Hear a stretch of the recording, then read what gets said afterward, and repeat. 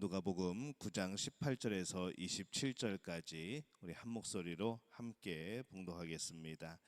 예수께서 따로 기도하실 때에 제자들이 주와 함께 있더니 물어 이르시되 무리가 나를 누구라고 하느냐? 대답하여 이르되 세례 요한이라 하고 더러는 엘리야라 더러는 옛 선지자 중에 한 사람이 살아났다 하나이다. 예수께서 이르시되 너희는 나를 누구라 하느냐? 베드로가 대답하여 이르되 하나님의 그리스도시니이다 하니 경고하사 이 말을 아무에게도 이르지 말라 명하시고 이르시되 인자가 많은 고난을 받고 장로들과 대제사장들과 서기관들에게 버림받되어 죽임을 당하고 제3일에 살아나야 하리라 하시고 또 무리에게 이르시되 아무든지 나를 따라오려거든 자기를 부인하고 날마다 제 십자가를 지고 나를 따를 것이니라. 누구든지 제 목숨을 구원하고자 하면 잃을 것이요 누구든지 나를 위하여 제 목숨을 잃으면 구원하리라. 사람이 만일 온 천하를 얻고도 자기를 잃든지 빼앗기든지 하면 무엇이 유익하리요? 누구든지 나와 내 말을 부끄러워하면 인자도 자기와 아버지와 거룩한 천사들의 영광으로 올 때에 그 사람을 부끄러워하리라. 내가 참으로 너희에게 이르노니 여기 서 있는 사람 중에 죽기 전에 하나님의 나라를 볼 자들도 있느니라. 아멘. 할렐루야. 하나님의 은혜가 오늘 새벽에 하루의 첫 시간을 기도로 시작하는 우리 믿음의 가족들에게 함께 하시기를 예수님의 이름으로 축원합니다.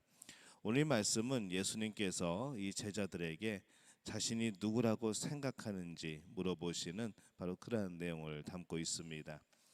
그리고 믿음을 고백하는 제자들에게 그들이 가야 하는 이 제자의 길을 말씀하고 있습니다.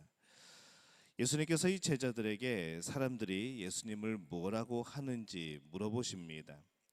이 사람들은 예수님을 세례 요한이라고 하고 더러는 엘리야라 하기도 하고 더러는 옛 선지자 중에 한 사람이 다시 살아났다라고 그렇게 말을 합니다.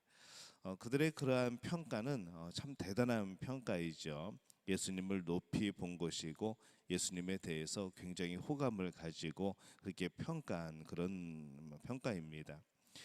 예수님이 그들에게 인기가 있다는 것을 의미하죠.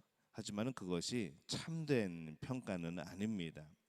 사람들은 그렇죠. 이 단편적인 모습을 보고 그렇게 외적인 모습을 보고 그렇게 생각하기 때문입니다. 그러자 예수님이 물으십니다. 너희는 나를 누구라 하느냐? 이에 베드로가 대답을 하죠. 하나님의 그리스도시니이다. 그렇게 대답을 합니다. 이 베드로는 제대로 알고 있었습니다. 바로 그것이 제자이죠. 제대로 알고 있는 사람, 예수님을 제대로 알고 있는 사람, 또 그 삶을 따라가는 사람. 이 오늘날 예수님을 아는 사람들은 여러 가지 말들을 합니다. 어떤 이들은 성자라 말을 하고, 그리고 교회 안에서는 이제 예수님이 누구신지 모르는 사람이 없죠. 예수님이 하나님의 아들임을 모르는 사람이 교회 안에 누가 있겠습니까? 그런데 그 안을 우리가 자세히 들여다보면은 아직도 예수님 당시의 사람들처럼 여전히 예수님 주변에 한 사람에 불과하다고 여겨지는 그런 사람들도 많이 보는 것이죠. 우리가 추구하는 것은 제자입니다. 근데 이 제자가 아니라 그냥 예수님을 조금 아는 사람, 예수님 주변에 있는 사람, 그렇게 살아갈 때도 있는 것이죠. 예수 그리스도를 마음속 깊은 곳에서 하나님의 아들로 고백하지 못한다면은 그는 아직 제자가 아닙니다. 조금 더 그 알미 또 그 친밀함이 깊어질 필요가 있습니다. 마음속 깊은 곳에서 예수님을 자신의 구주로 고백할 수 있는 사람이 되어야 하지요. 예수님을 아는 지식이 그냥 추상적이거나 어떤 단편적인 것에 머무르지 말고 우리는 예수님을 좀 더 깊이 알아야 합니다. 우리 안에, 우리 마음에 그런 지식과 고백이 되어야 되는 겁니다. 내가 알고 있는 예수님에 대한 지식은 단순히 그런 단편적인 것인지 아니면 우리 내면 속에서 내 심령 가운데서 고백되어지는 것인지 오늘 우리가 그것을 살펴보면서 더욱더 깊이 예수님을 주로 고백할 수 있는 우리 믿음의 가족들이 되어지시기를 예수님의 이름으로 축원합니다. 베드로가 이 제자가 가지고 있어야 될 이 참 믿음을 고백을 하였을 때에 이 예수님께서는 제자의 길에 대해서 말씀을 해주십니다. 이 제자의 길이 무엇인가 하면은 바로 스승의 길을 따라가는 것이 제자의 길입니다.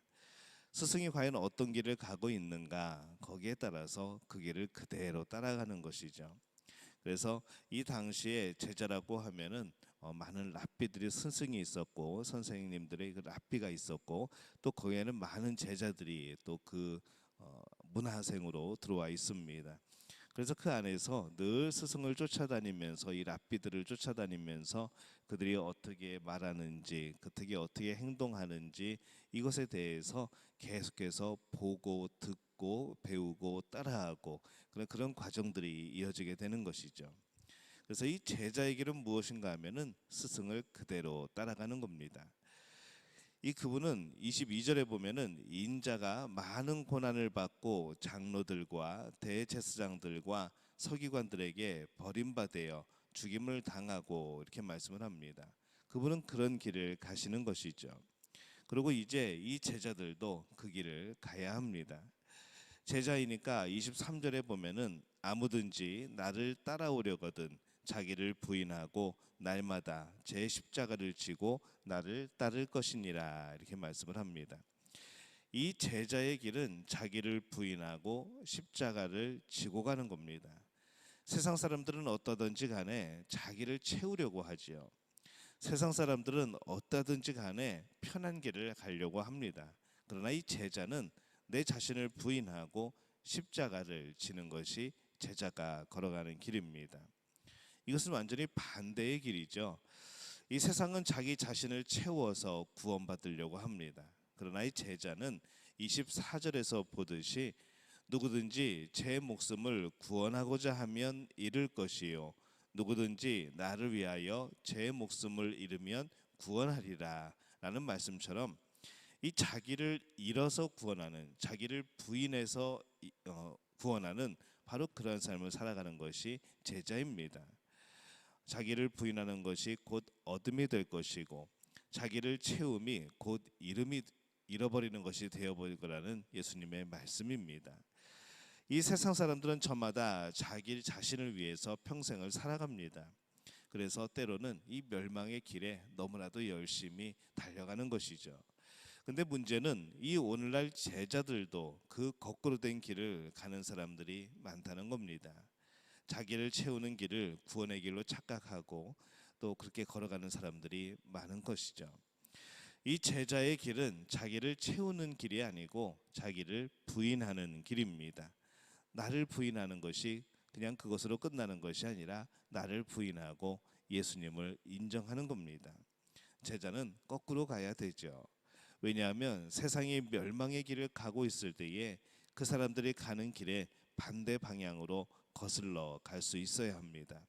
그것이 구원의 길이고 세상 사람들이 자기를 채우기 위해 가고 있는 그때에 우리는 믿음을 위하여서 자기를 깨트리는 삶을 살아가는 겁니다. 예수님을 따라다녔던 사람 중에 많은 사람들이 아직도 제자가 되지 못하고 또 온전히 예수님을 스승으로 삼지 못하고 예수님을 따라 살지 못하고 그렇게 주변적인 또 그렇게 단순히 단편적인 것만을 보면서 예수님을 따라다녔듯이 오늘도 많은 사람들이 그런 모습으로 살아가고 있는 것을 보게 되는 것이죠. 우리의 신앙생활은 좀 더 깊이 들어갈 필요가 있습니다. 우리의 내면 속에서 진정한 주를 고백해야 되는 것이고 우리의 삶은 진정한 제자의 삶이 되는 것이죠. 자기를 부인하고 매일 십자가를 지는 이 제자의 길을 걸어가는 우리 믿음의 가족들이 되시기를 바랍니다. 그 길을 걸어가면서 이 세상을 부러워하지 말고 영원한 하나님의 나라 그 생명을 소유한 것을 기쁨으로 여기고 살아가시기를 바랍니다. 바라기는 오늘 믿음의 가족들 모두가 이 제자의 삶을 살아가는 복된 분들이 되어지시기를 예수님의 이름으로 축원합니다.